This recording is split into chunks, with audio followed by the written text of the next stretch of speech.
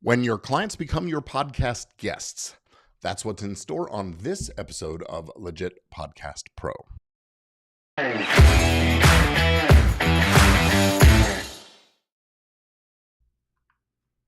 Welcome to another episode of Legit Podcast Pro. I'm your host, Gordon Firemark, the podcast lawyer, and my mission is to help creatives and business minds in the podcasting sphere cover their legal bases and safeguard their creations.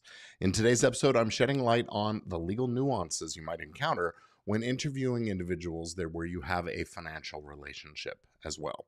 So let's dive in.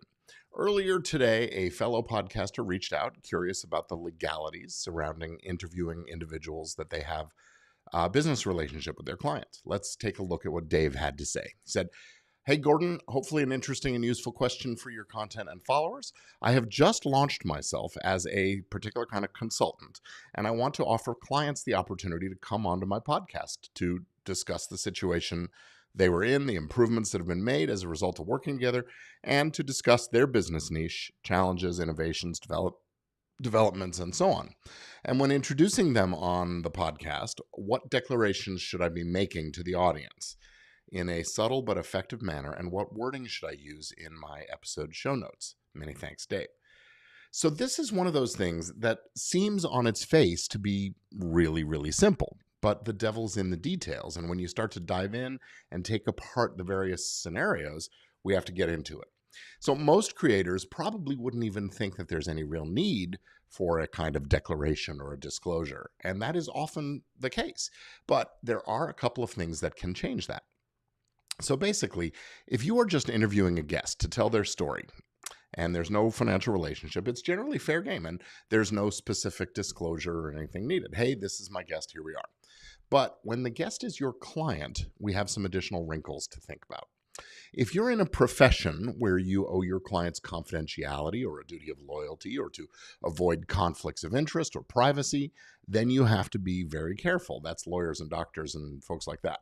The client might feel very comfortable talking to you even while being recorded and not really realize that they're revealing confidential stuff that they might not want out there.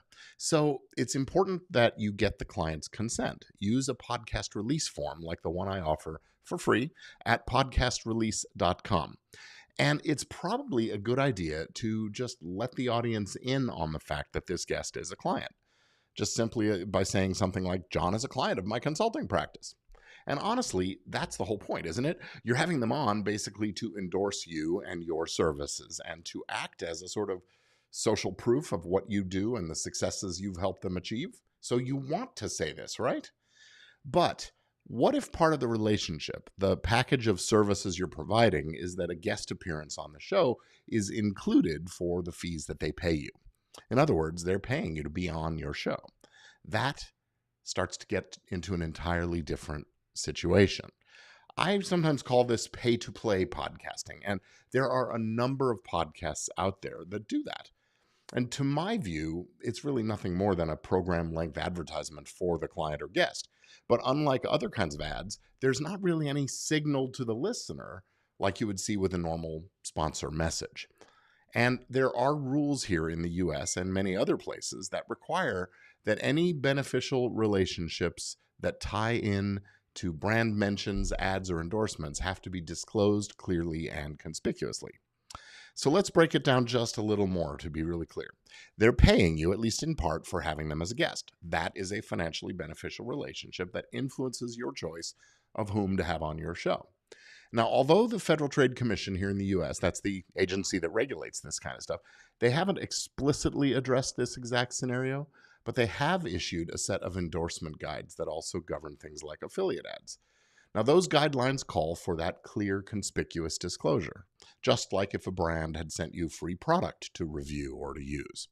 Now, having a guest on your podcast is, at least partly, an endorsement of that guest and of their point of view and their story or their brand or what have you.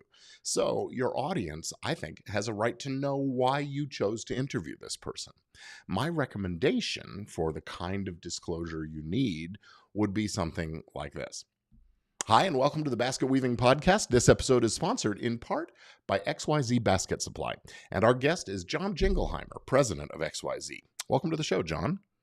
So that's for the top of the show. And remember, it has to be clear and conspicuous. So it's not enough to just put it in the show notes or just at the opener of the show.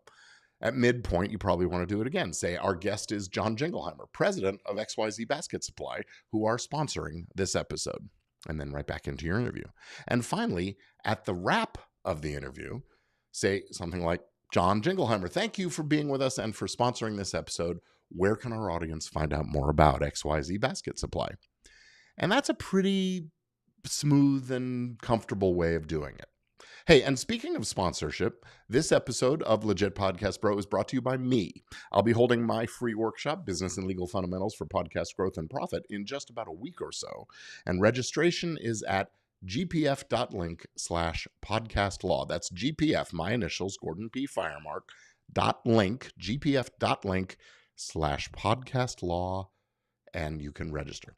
So to get back to our topic, I think that the question of what should I tell the audience is always a good one to ask. And when in doubt, I would say disclose more rather than less, as long as that's not violating anyone's privacy to do so. So ask yourself, would I, a reasonable audience member, be unhappy if I later found out this information and the podcast host hadn't told me?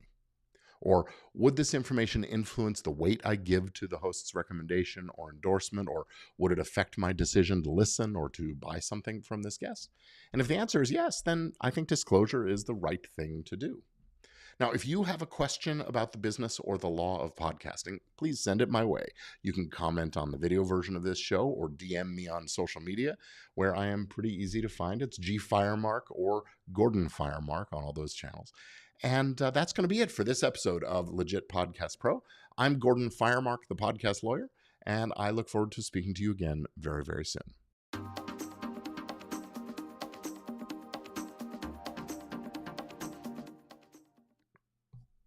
And that's a wrap. Hey, Bob. Good to see you, man. How are things in Boston? Bob Marino, the man from the tour of Engelbert Humperdinck, music director extraordinaire. It's good to see you, my man. Boston. That's cool. Anybody else here with me right now? Let's see. A couple other people. Numaspect. Hey, good to see you. Is that you, Trevor? That must be you, Trevor. Yeah, nice to see you, man. Thanks. Thanks for the compliment. I appreciate it. He says, good ep, Gordon.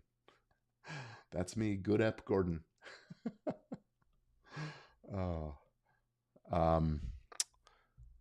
Yeah, that's it for today. I don't have much else. Thanks for watching. Thanks for being here. And I will see you again really soon. I'll be back again next week. Actually, I might be recording a couple more of these for the bank. So we'll see. Maybe even later tonight. Have a great night. Take care.